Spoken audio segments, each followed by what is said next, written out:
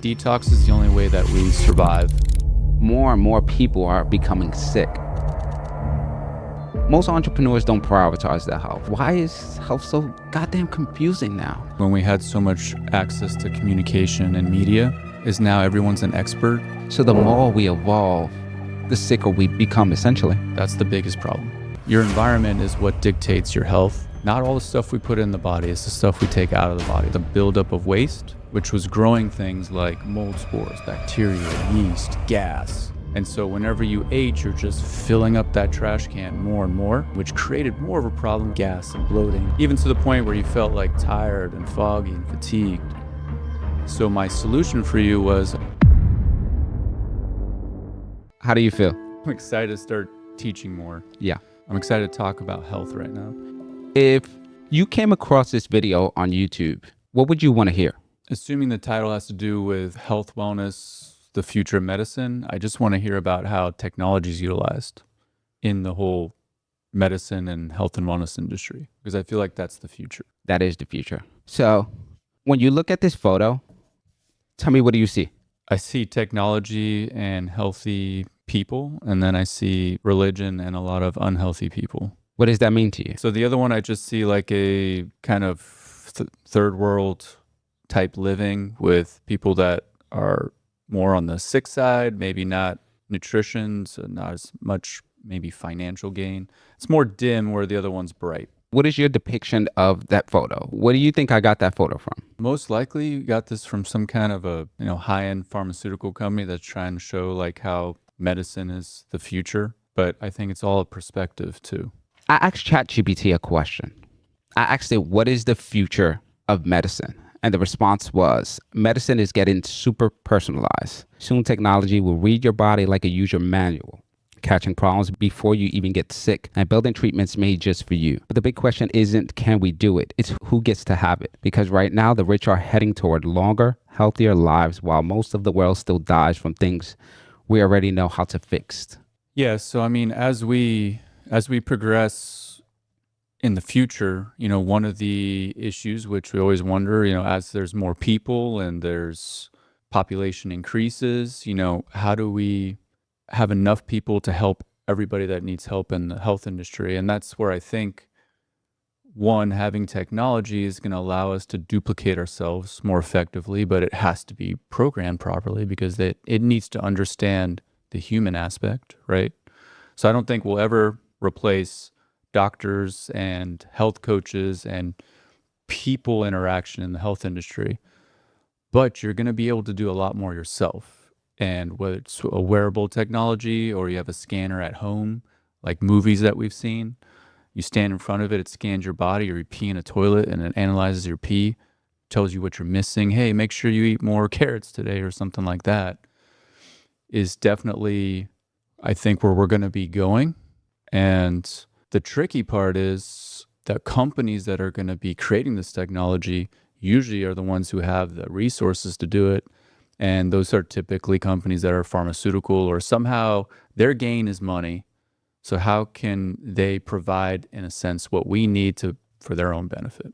And that's the tricky part. And that's the part we have to be careful of and try to weave it in, which I think takes time in any generational period we've gone through, where we went from no medicine to The future. the future. Yeah. And that's why I wanted to have you on. I think we're going to have an interesting conversation because you've been working in the health industry, but also using technology, which I haven't seen. Since getting to know you over the past maybe year, I've learned so much about the body and how the body works. What incentivized you to get into the health space? So health space was because I started as a personal trainer, and I started in a gym, cleaning the gym. That was the job I did. Humble beginning. And as the assistant cleaner to the main cleaner in the gym, which was putting weights away and cleaning up, you're in a really cool environment where people are happy, they're working out, for the most part, people are trying really hard to improve themselves. And then I realized that I want to be able to help them do that job. So then I became a personal trainer to help people do that job. And because I was in that environment, that was like the top of that environment. Cool. And then as I started a gym and did that part of it, I realized, well, what about all the health side of it? Like clients are asking me medications. What about my adrenal fatigue, my Hashimoto's? And they don't teach you any of that as a personal trainer. And that's where then intuitively I said, well, I need to understand to be able to answer those questions. So then I became an integrative health coach, learning from people like David Wolf and some of these alternative individuals out there who freely teach medicine, but like on a holistic level, which I thought was super cool. So then I wanted to figure out how can I get to their level. And then I realized that blood work, all these invasive testings is how you have to get this information. And you have to be a doctor prescribed blood work. At that time specifically, there was no way to just go and do it yourself. I looked and I found a technology, and the technology was a way for me to see what's really going on in the body on a cellular level. And that's what was my aha moment is here I am, a personal trainer, yet I'm doing scans on people that even my doctor I go see or a specialist I go see don't have access to, and they don't even try to utilize it. Yet I can show somebody what they need to eat and what they need to supplement from pulling hairs from their head. And the next day I can show them what's going on. And that's where I realized that the technology is key. And then from then on, it's always been building up. Like what I've noticed is I have a facility now which utilizes AI, really cool therapies like hyperbaric. This has been 8 years now. So before hyperbaric was really talked about in the media as much, red light, far infrared, exercise with oxygen, which most people have never heard of, colon hydrotherapy, which again, not many people know about. And I'm not just stopping there. And that's just something I've learned about myself is I'm still looking for the next thing that I can add in. Not because I want to add a bunch of toys into it because I could have 25 different pieces of equipment, but when I find something that helps me really pinpoint the problems for each individual and be able to help them with it, I feel like we're building a system that is almost like in this image here where you can scan the body for that individual and tell them exactly what they need and give it to them right there as well, all in one place. But you still have the professionals like in this image. I have a Western medicine doc, ER doc of 20 plus years. I have a traditional Chinese medicine doctor in-house of 35 years. And then I have myself, which is just utilizing the technology. And another aha moment that I had was when suddenly I'm surrounded, this was probably 3 years ago, I'm surrounded by chiros, MDs, and other specialists that are wanting to learn more about the wellness industry. And I'm sitting there talking to them word for word. They're actually listening to me and they're learning things from me. And that's crazy to me because they have 10 plus years of schooling they did to get where they're at. And I'm teaching them new things and they actually want to learn it. So that's where it kind of blew my mind. I realized that because I'm using technology, I'm actually finding more things than they're able to, even with that 10 plus years of learning. And as an MD, a naturopath doctor, I can do the things that they're doing, but I need them validated and they validate it for me because they're agreeing with what I'm saying and they're actually looking to me now to get those answers. You mentioned a lot of modalities, therapies that you use to help people. I want to talk about this epigenetic hair testing that you are describing because you are the first person I've ever heard or mentioned anything that has to do with that type of scan, which you have been doing it for 8, 9, 10 years. Yeah, since 2014. So when you found this, what was your initial thought? Like you figured it out, you cracked the code, you're going to change health. What was your mindset like? My mindset was, this is amazing that you can get all of this from just a few hair strands. And like, holy crap, I can finally tell people exactly what they need to eat. So for me, it was an amazing tool. I was like, wow, I don't have to spend all this time trying to figure out what they can and can't eat, what they will eat, won't eat. I can just give them a report that technology and the report itself makes people feel more comfortable because they're like, oh, something scanned me for this. You're not just telling me that I need to eat this. So it took the pressure off me and it created more validation Hmm. because it's a technology. And that's just something that I think naturally most people think if it's a technology or an AI, like it's superior. Explain a little bit more about the epigenetics. So you pull a hair scan, you pull a hair follicle, you pull it through a scan, and then what? How does it come to the conclusion that someone needs to change their diet? They have some type of like something going on in the body that they should, start to focus on now. It's a good question. So our body's constantly keeping a diary. The diary is very close to the brain, or if you can consider it the brain.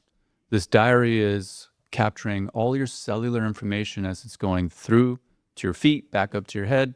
And sometimes we actually pick up on it intuitively. So we want to eat meat because maybe you're deficient in iron, or you decide, I need something salty or something sweet. That's the brain telling you you need something. And so instead of relying on your own intuition, what they've figured out is the little hair follicle that's inside of your head is capturing all these little cellular informations that are going to the brain. And if we can pull that out, scan it within enough time before it turns into dead hair, which is just a history, we can capture almost anything you want to capture that's on a cellular level. But they've defined it down and broke it down to just nutrition indicators, toxins, and then which systems those are affecting. So we're just taking a photocopy of that diary from the last 90 days from your body, and we're looking at it. Give me an example of Yeah. what that would look like. What exactly would it So show? for example, we see your protein synthesis system isn't working well. So what does that mean? It means you're not breaking down and utilizing protein well. So how does that affect us? Well, protein is what turns into, that's amino acids, which turns into things like peptides, for example. It's a big hype right now, right? Peptides are just little branch chain amino acids that are from protein, which help your body repair, heal, think, sleep, live longer, get rid of disease. And so if you can't break down protein well and utilize those branch chains like you should, that's a huge issue. So then it not only stops there, is it tells me why. And that's because of these deficiencies. So what's the goal? Fill in the deficiencies so the system works better. So this technology company, I've literally just they only tell you what to eat more of or what foods to avoid. No supplements, no therapies, nothing. And what I like about that is it brings a validation to the report. They're not trying to sell you something. They're just telling you what you can eat to fill in those deficiencies to fix the body, because the body is supposed to be able to fix itself. But that's where I've realized that, unfortunately, we need other interventions. So that's where the supplementation, the therapies, the getting the brain and the body to learn what it's supposed to do again and help it do that is the ultimate goal. So that's just an amazing tool to see the nutritional side of it. So a report will literally give you the results and the answer all in that same report. Why are we not using that? The better question is, why are we still practicing medicine? What is your opinion on that? Because it's necessary. We still need, if you broke your arm right now, where would you go? Hospital. Right. You wouldn't go to Reboot. You wouldn't go to your hairstylist. Like, you would go to the hospital because they're going to fix it, put it back in place. And then you're supposed to go do things like hyperbaric and do the right nutrition and use peptides and do things to improve the healing of that process. But we will always have to have like Western medicine intervention. And that is what they've mastered. It's designed to bridge us when we need it. Medications, prescriptions, it's not a horrible thing, but it's meant to bridge us. Like near-death experience, bring you back to a place where you can function again, but then we're missing all the other parts after that. A lot of people with your experience, like biohackers and people that are in the health and wellness space, seem to bash Western medicine. Yeah. You don't. What you do is like a substitution, is additive to what we already know in the Western medicine. Yeah. Like this photo here, do you think we're going to go towards more preventative medicine instead of like curing and focusing what we focus on in the Western medicine? I hope so. I don't think. I think it's going to be up to you and I, though. I don't think our society or our governing authorities are going to want that Why? because the money, Yeah. right? There's not enough profit in that, and that's okay because it's just you and I have to make that decision that that's not the answer, but we need it, so we use it where we need it as a tool. All of these things are just tools, and that's where the self care comes in. So we really need to teach self-care because we have all these amazing tools. We're only just getting access to a lot of these tools like peptides. That's new, right? We just need to learn how to use the tools. That's the key. And stop bashing everything. Just understand it and then utilize it when you need to. So let's talk about peptides. That's a buzzword. Everybody's using it. Everybody's talking about it. I see a lot of health benefits, but what are the side effects to peptides right now? There's not a lot of big side effects that people are noticing. But the thing is, you're starting to play with the body on a cellular level. What does that mean? So what that means is if there's something like for sleeping, our body creates something called melatonin, right? So typically what we do is when you can't sleep, you take melatonin. But when you take melatonin, you're giving the body something it would naturally create. So sometimes that can interrupt the actual process of the body, like it doesn't create as much, for example. We can have the body create its own melatonin with a peptide injection. So boost its own production, right? So that's where we're telling the body to do something. Now, how do you know that the body's not already doing that thing and now you're pushing it further in that direction to where it keeps doing it more and more and more, and now you're creating an imbalance. So that's the part where we have to be careful. Insulin's considered a peptide, right? And insulin's been around a long, long, long time. You can kill somebody with insulin. And what that means is insulin's for usually diabetics. It means your pancreas isn't producing it, so it's what helps bring your sugar down. And if your sugar goes too low, your body shuts down. Typically, and that's where that's still controlled. You can't just go buy insulin and take it like you can take other peptides. So people can die from peptides. Oh yeah, absolutely. And that's where we just have to understand the different types of peptides. Don't just buy it on Amazon because, for example, if you've been dealing with something like cancer, let's say you have a cancer growth in the body, and here you are taking a peptide that promotes growth hormone. It's possible that if you're promoting growth in the body and you have a mass, like could you potentially make that mass grow? Maybe, but why would you even want to chance it, right? When you can do other things to help the body with a scenario like that. It's just an example, right? What makes peptides safer is the fact that when you do an injection is typically the half-life, which means how long it lasts in the body, is very quick. It could be seconds, minutes, hours. Some of them could be days that they actually make the body do something. So you do one, you get a little bit of a reaction, like a flush feeling or maybe a little rash. You stop, next day it's done, or within hours you're done.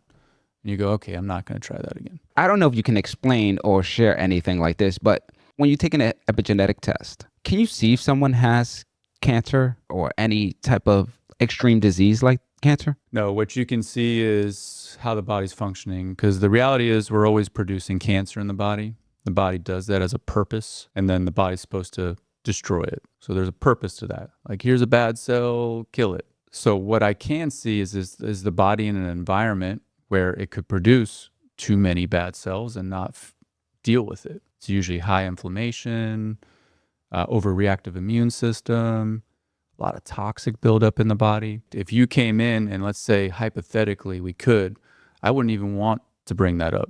I would just say, all right, we have a toxic overload in the body. Your body's cells aren't functioning well.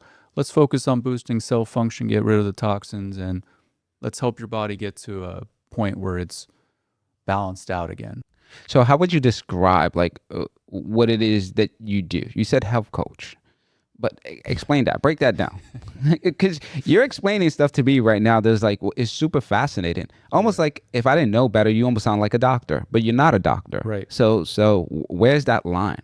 It's a good question. So I had an amazing mentorship over the years. I'm a sponge to that. Like, I love learning and always learning and being, I forget what the word is, but just like modest in a sense where Coachable? Yeah, like I'm No bias, coachable. I don't have like the, what I think is right or you're a doc. I like a guess, biased perspective. yeah, I just like anybody who says they're the best of the best. I can sit there and listen to them and take it all. And, they can talk about how they're the best in the world. I'm okay with that. But I absorb and then take what makes sense to me and utilize that. I think why I've learned so much and makes it unique is all of these data points and technology that I'm seeing, blood work, epigenetic hair test, which is what's in the cells, and the HRV, which is your physical body's feedback.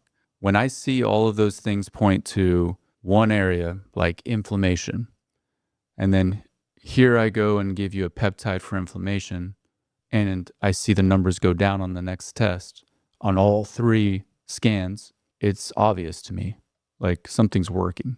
So for me to be able to use the data, have these mentors that I can refer to, and they give me the very deep explanation on it, I've just been able to learn and then put the pieces together. And because I love doing this and I do it every day, I think it's a passion. So I absorb really well, utilize it, and every day I'm talking about it with clients. And my biggest goal is to make it super easy to understand. And so I use analogies like maintenancing your car and bring it to an auto shop and trash cans in the kitchen. And we just got to make it easier to understand. Yeah. Why is health so goddamn confusing now? Like as an entrepreneur, most entrepreneurs don't prioritize their health, right? Because it's time, it's confusion, there's so much information. But you help alleviate that with the systems that you have and breaking it down, making it so easy. I've experienced that firsthand. Like, why is everything so goddamn so confusing?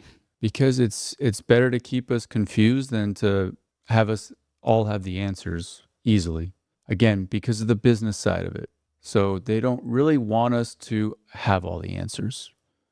Like if you had can we have a scan right now that scans your body and tells us exactly what we need to do, food, supplement, therapy wise? Yeah, it exists, but we can't have that yet. Or we can't have it until it makes sense financially to have that as an industry. Because you'll disrupt the people that's actually making money, the Right. pharmaceuticals and the Yeah. The proof is when you go to like a certain, let's say maybe China, Japan, more of those kind of countries where they teach Eastern medicine, is when you're a little kid, you're picking herbs for your ailments and you're learning that. Like, oh, I got a stomach ache. You go pick this in the garden, and then take it. Stomach ache's gone. You have a sinus thing, you pick this.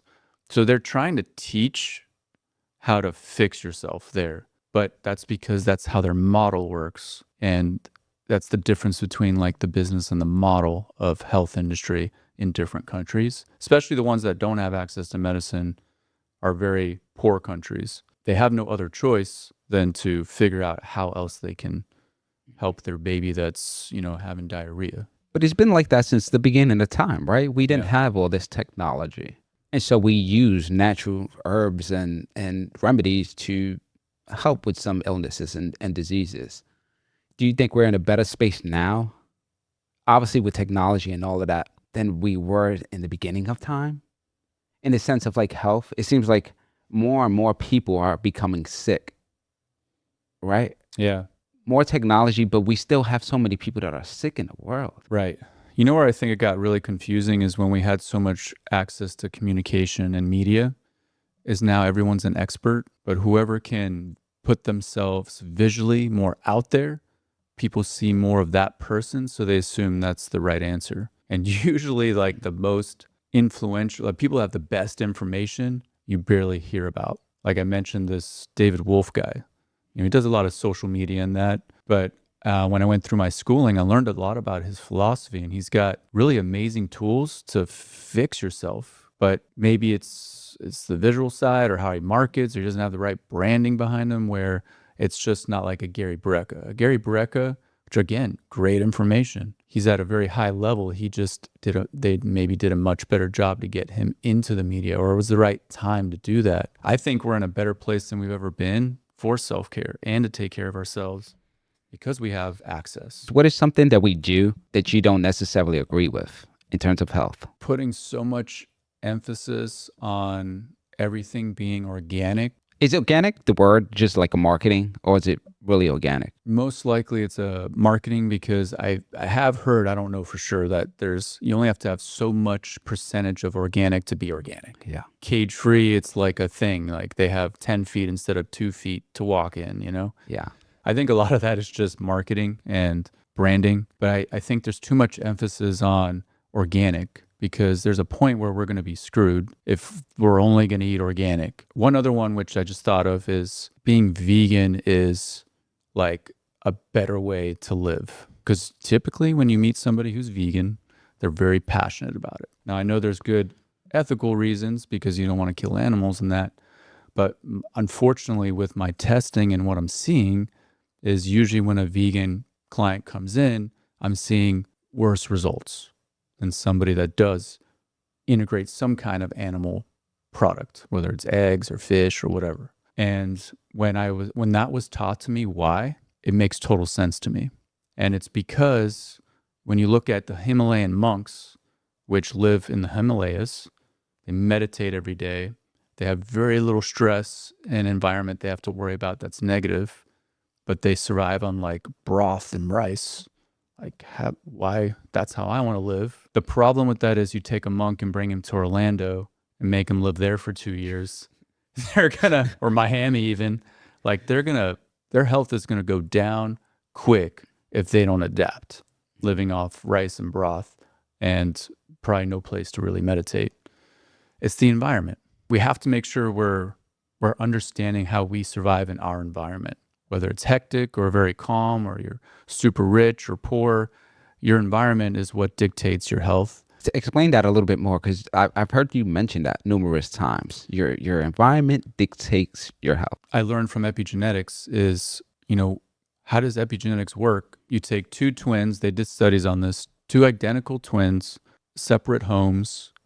One was more of a happy home, one was more of we'll call it a sad home or broken home. Why genetically would one be more sick than the other? Because gene-wise, they have the same genes. So why would this kid be healthier in the happy home and the broken home with, maybe malnutrition is unhealthy? And that's where they realized that 96 to 98% of your DNA is influenced by your environment. It changes. So that's why we need to make sure the environment, which is outside your body, your home, your relationships, your work, your own self-care, has a huge influence on your genes. And then there's your internal environment, which is how your body's functioning. So the environment's key. It's been shown in so many different ways. And if you could just think about it logically, there's kids in other countries that are third world countries that are like playing in rivers of poop and probably have very little cancer rates. Why? Like everyone should be super sick there, but they're happy in their environment. Like it's the environment and it's your train of thought. Yeah. And our environment, especially for like entrepreneurs, is very chaotic and hectic. Is there a pattern you see in your clinic where entrepreneurs have like said thing because of the environment? So it's typically digestive issues. The reason is because you have two nervous systems, sympathetic, parasympathetic. Sympathetic is your action system. That's how us as entrepreneurs have a leaky pipe in our clinic that we have to spend $5,000 on and go like, how are we going to survive and problem solve and be able to continue business, right? That's how you in the media world, when something like a camera battery dies, you go immediately into sympathetic mode. So that's that's survival rate. Like when you go to battle, you're battling, sympathetic mode. You can't sleep standing up because of that. But you also can't eat standing up, but you physically can, so we do it. So as entrepreneurs, we don't take time to sit and eat. That's the biggest problem. Because we eat, because we need to, we eat while we're working, we eat while we're problem solving, we eat while as soon as you stand, your body thinks it's got to survive. And whether you're going to go axe somebody in the head or you're just walking to the bathroom, the nervous system's working the same way. Wow. So you have to understand that. So I teach all the time. You need to sit down, eat a meal, try not to be busy, and sit for 15 minutes after the meal so your stomach can fully do its job, which is just a mechanical, scientifically proven thing, is it pumps and breaks food down, and then that mush goes through and everything's perfect. But if on a day-to-day basis you eat and run, eat and battle, which you is can't. 90% of Yeah. entrepreneurs. Just understand, like, if you eat a burger and you walk with it, you might as well sprint and eat it as fast as you can. It's no different. So you have to take that perspective. So if somebody's struggling with digestive issues, like what do you recommend?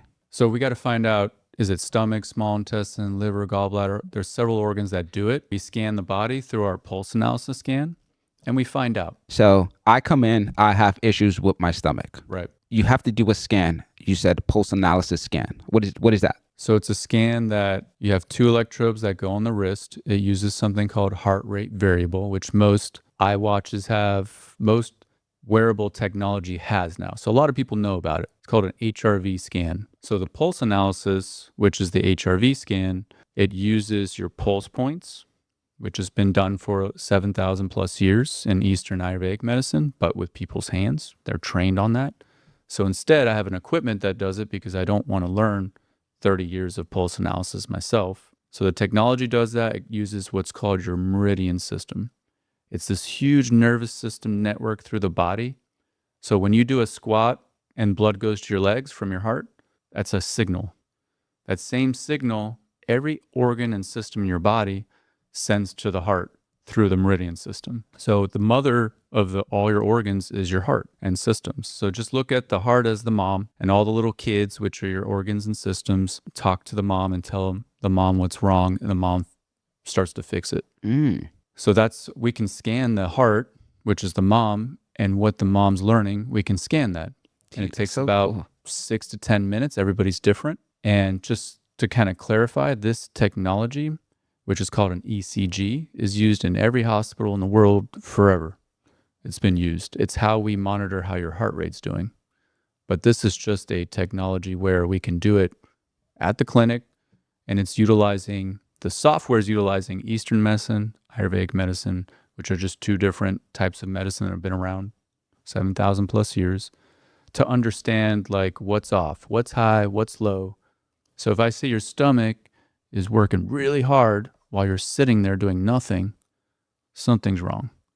So then through supplementation and certain protocols like don't eat and run, we start to let the body heal itself. Like you can't heal a scab on your knee if you keep ripping it open and ripping the scab off, right? We have to let the knee heal and then the scab will fall off on its own. So that's what we're trying to do, is heal the stomach and help the stomach fix that problem so that it learns it and it realizes, oh, cool, this is way better for us. Let's keep it here. And then it continues and fixes itself, and then it stays that way. It doesn't just go back as long as you change. So scan, figure out the problem, let that heal, and that helps with digestion. Is that what you're saying? Yeah. And like, give me a real example. Let's use me. So Yeah. I did a scan, 8 months ago, something like that. right. I did the hair follicle scan. I did the HRV scan. What did you find out? So I found out that you had not been breaking down protein and certain things well for a while, which has created a buildup. The buildup was basically poop in your trash can, so in your colon, just a buildup of waste, which was growing things like mold spores, bacteria, yeast, gas. And so whenever you ate, you're just filling up that trash can more and more. And the initial problem was the digestion, which created more of a problem where now you were getting gas and bloating, and even to the point where you felt like tired and foggy and fatigued. So my solution for you was, all right, let's detox, let's clean the trash can out, detox the system, and then work on the digestive part and fix that issue so that the engine runs smoother again. So do the oil change for the car before we try to fix the engine, so that it has nice clean fuel to run smoothly. And that's the progression for you. That's not the same for this other business owner that walks in and has the same exact symptoms as you. Doesn't mean he has the same dysfunctions in the body. So that's why we have to scan everybody individually to really understand why. And then we just tweak it. I'm going to talk about the detox. Yep. So you had me on a, what was it, 30-day detox? Yes, we And, do it over 30 days. and so I was taking pills, I was taking lotions and potions. Lotions. You had me taking glutathione. Yeah, so you Yeah. had Dude, that liquids, shit, I think, was it capsules. that was the most disgusting thing ever. Yeah, it is disgusting, but there's a purpose to that. Yeah. The disgustingness makes the body react. Yeah.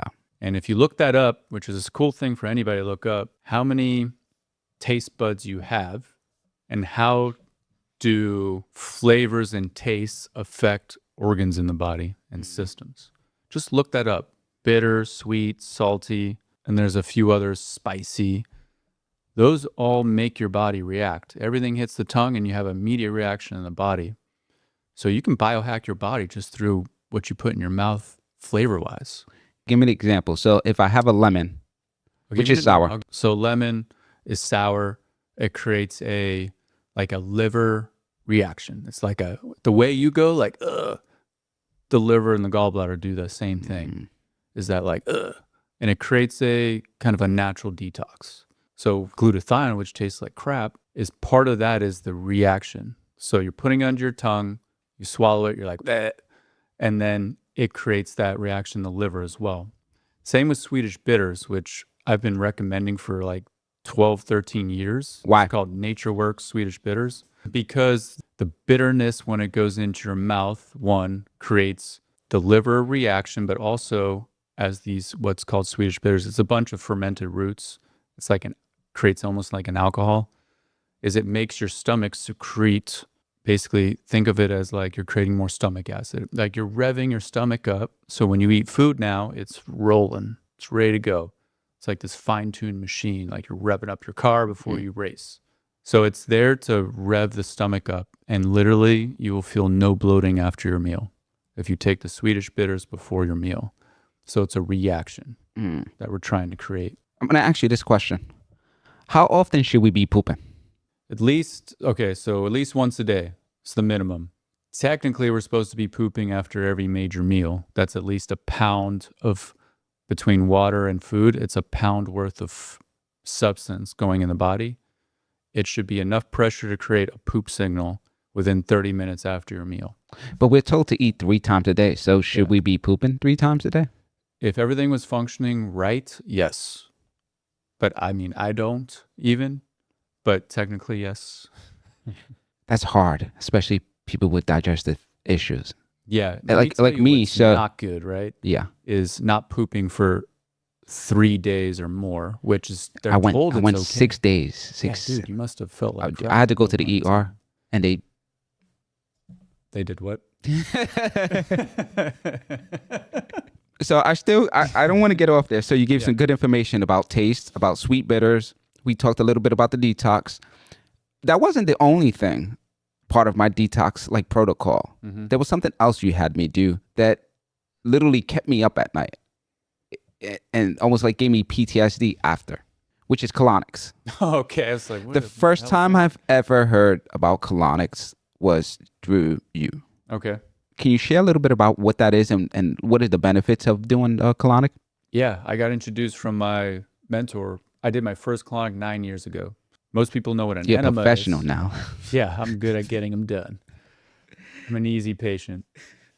So 9 years ago, did my first one. My mentor introduced me to him. He's been teaching physicians and doing it for like 45 years on a high level.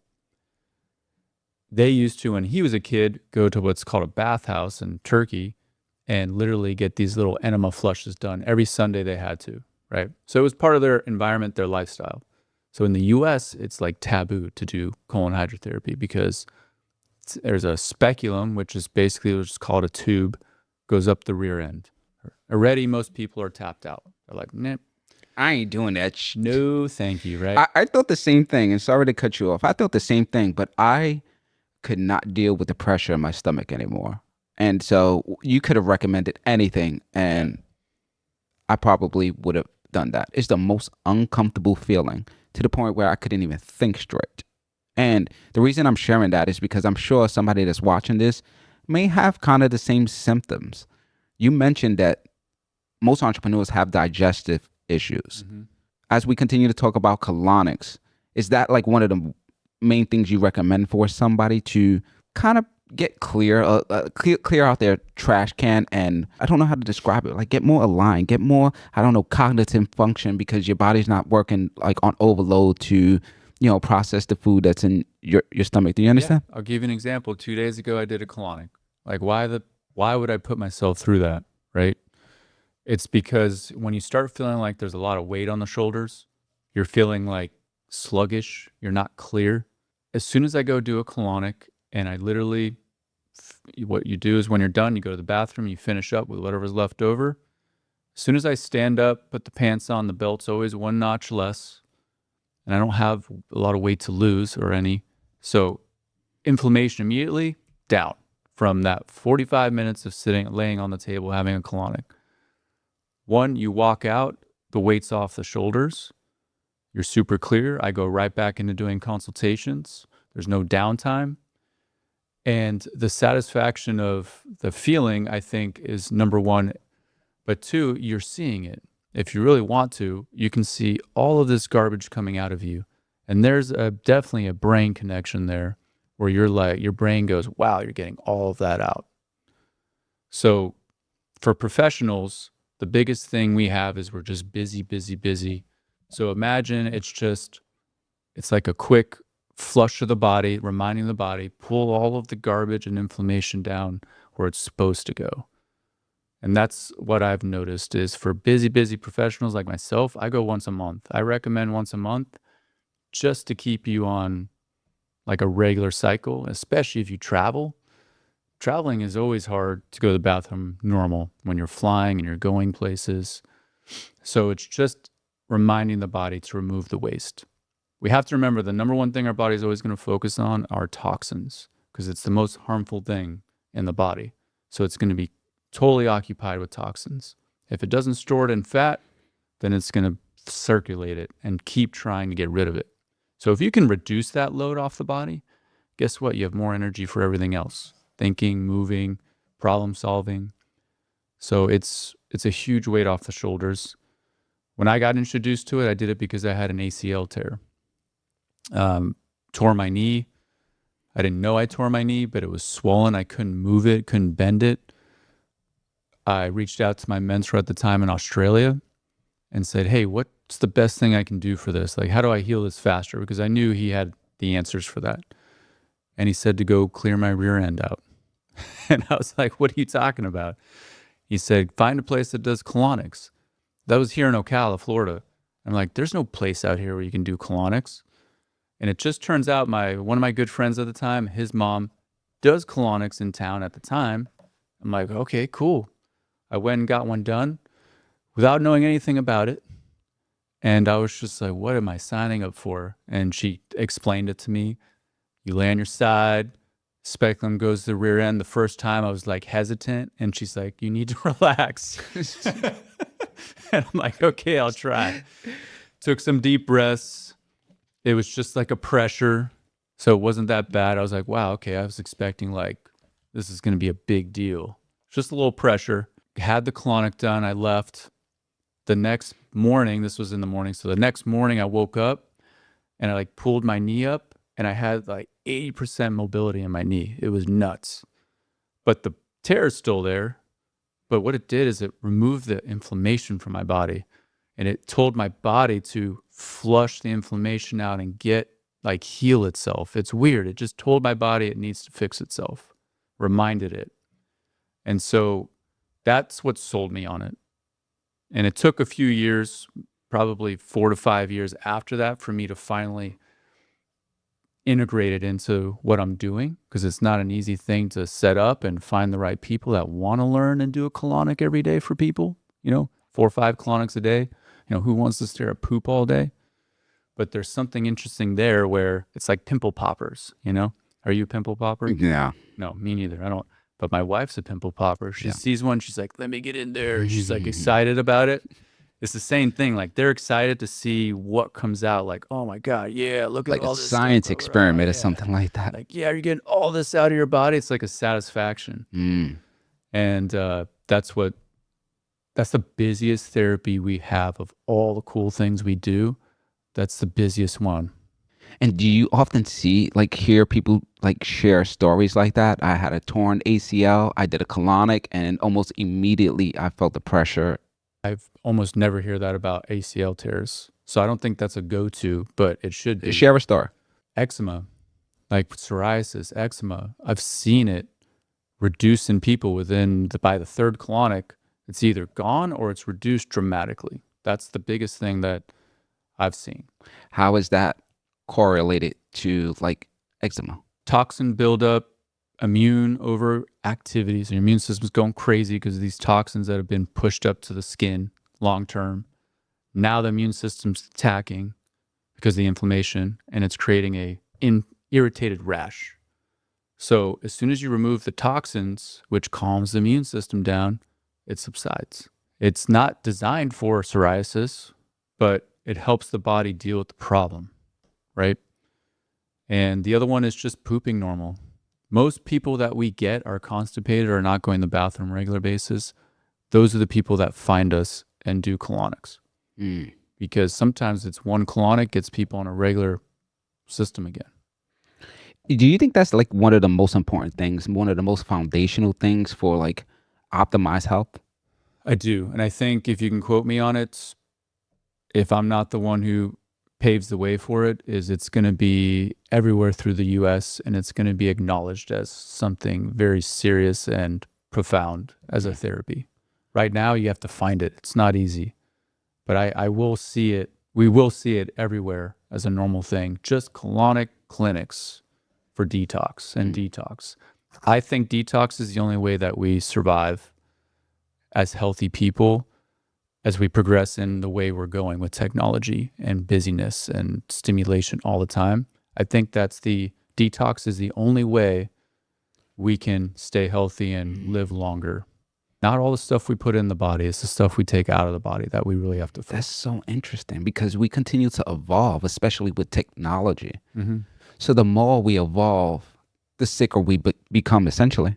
Yeah, essentially, the body's very simple in certain ways. You can't use technology to make your stomach work better. I don't think. Maybe we'll invent it someday, but the stomach and the system that we have and the way it works, I don't think we can duplicate that with a machine or technology yet, or I don't know if we ever will. Mm. There's certain fascinating things about it that emotionally and physically affect digestion, and I don't know if we can fix that with equipment only. It seems like an interesting cycle, right? We evolve, meaning we go up in technology, get more advanced, become better as a human species, but internally we get worse. And so when you think of technology and how fast we're growing, it feels like every single day something else is happening, right? Especially with AI, right?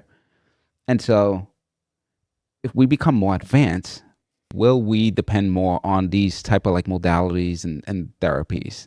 I don't know. That's a good question, Because you Jay. kind of explain, you kind of share that, like the more we become more advanced, the more we would depend on these therapies because we won't be able to function properly. I'd love to have somebody else that can weigh on this, have this conversation, because for me, it's the healthiest I've ever been having access to this technology. Then you have all these people that are getting sicker potentially sicker because of technology, on the other hand. So, like, I want to understand why. Like, why am I thriving off of it, yet somebody else is struggling with it? And that's what we need to figure out. I like what Gary Brecka's shared a story on his platform saying that when he met Dana White from UFC, he had a whole bunch of shit going on with him. And when he went through some of the therapies and followed some of the protocol that Gary Brecka gave him, he said he felt the healthiest he has ever been, which is what you just said. And what Gary said was it wasn't about being healthier, it was about feeling normal. And most people get so far away from normal, then when it becomes normal, they think it's like some magic miracle that happened in their life. Yeah. Yeah, no, I agree with that. I have some clients I've had for 6+ years consistently, and at least one of them, it took them 4 years before they were normal. But now every time you see him, you're like, man, you look great.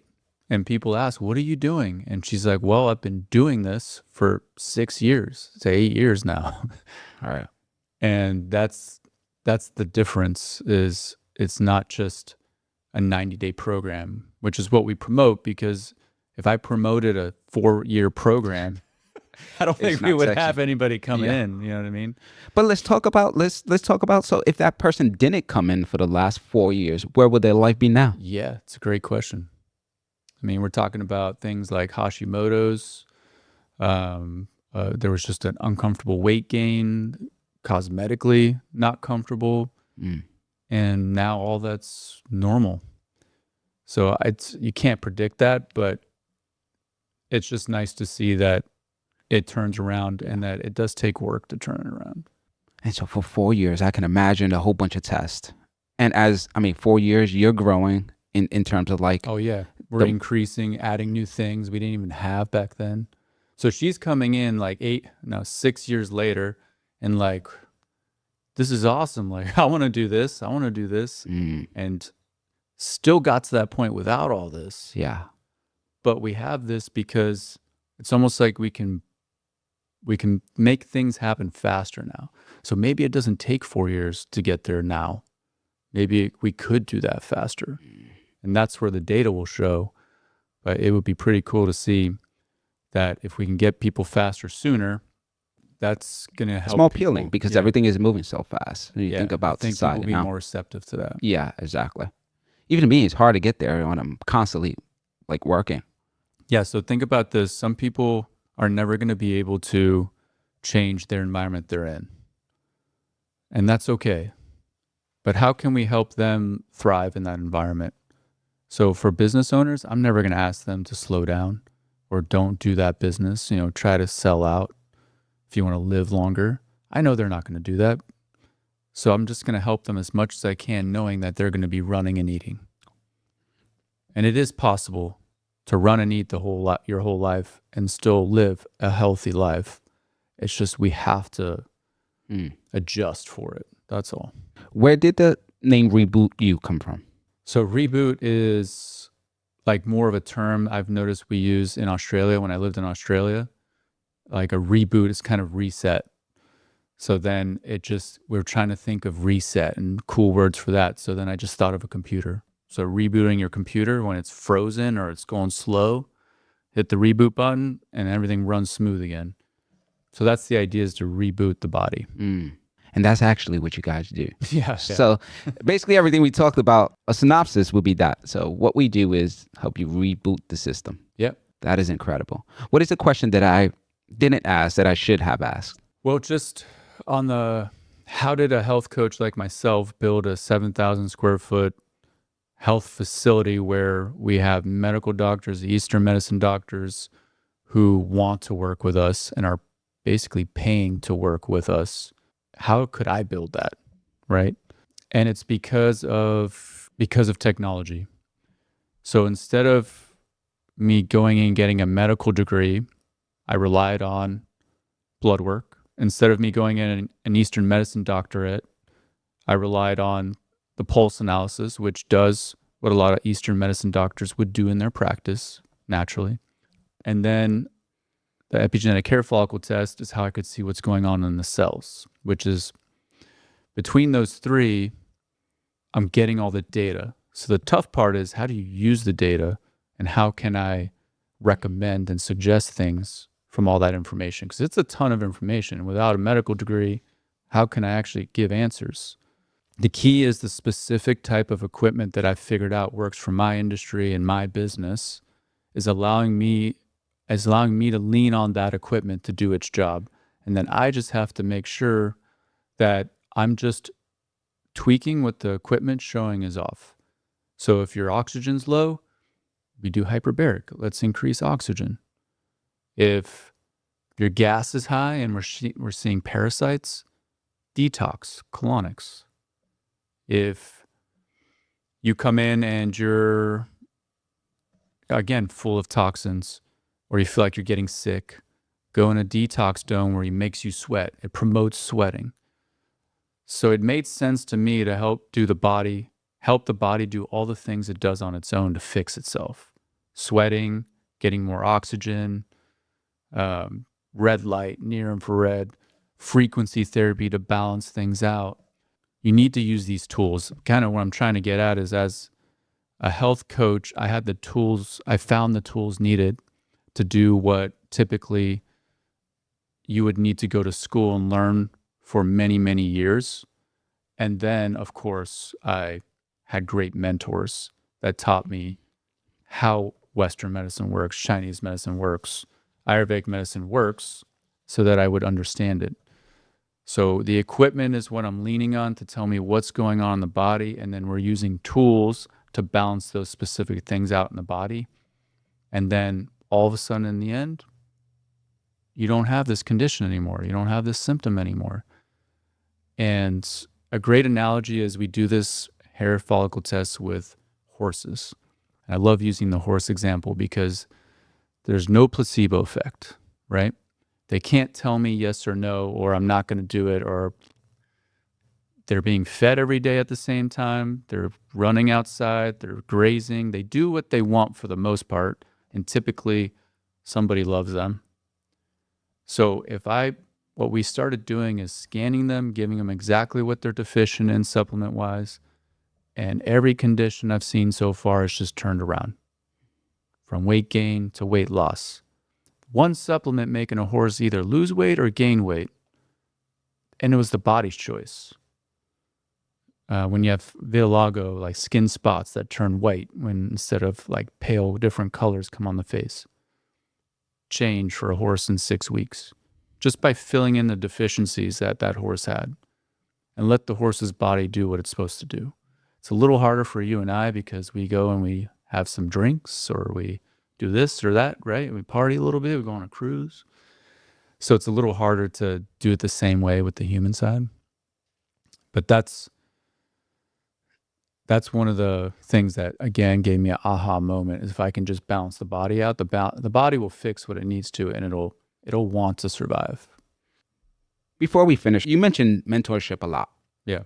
How important is mentorship in your personal development journey and entrepreneurship journey? It's everything.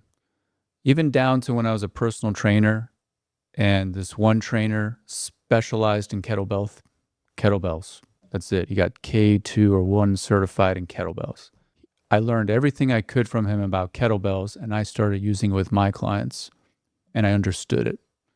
So without that, I wouldn't have understood how to properly teach somebody to do a kettlebell swing, because if you do it wrong, you throw your back out. So that mentorship is what taught me to do something properly. And I've had so many of those through the years because I want to listen and I pay attention to them. I figured out what works and doesn't work from their mistakes or their learnings, and then just implement it. Before we head out, I asked ChatGPT, what is the future of health? I'm going to ask you the same question. What do you think is the future of health? What is health, the way we know it now, look like in the next 100 years? The future of health to me is like walking into a Subway, but for your health. And in a sense that we're creating a sandwich just for you based on what you either like or feel like you want. But of course, we're going to actually scan the body. But the future to me is you walk into a vitamin shop, you do an epigenetic hair follicle test right there, you get your results within 10 minutes, and you pick what you need, not what you think you need. You pick what it tells you you need. And that's going to be peptides, therapies. I think that's the future of medicine. And I think we're going to create that with Reboot. Parts of it, we're going to be able to do that.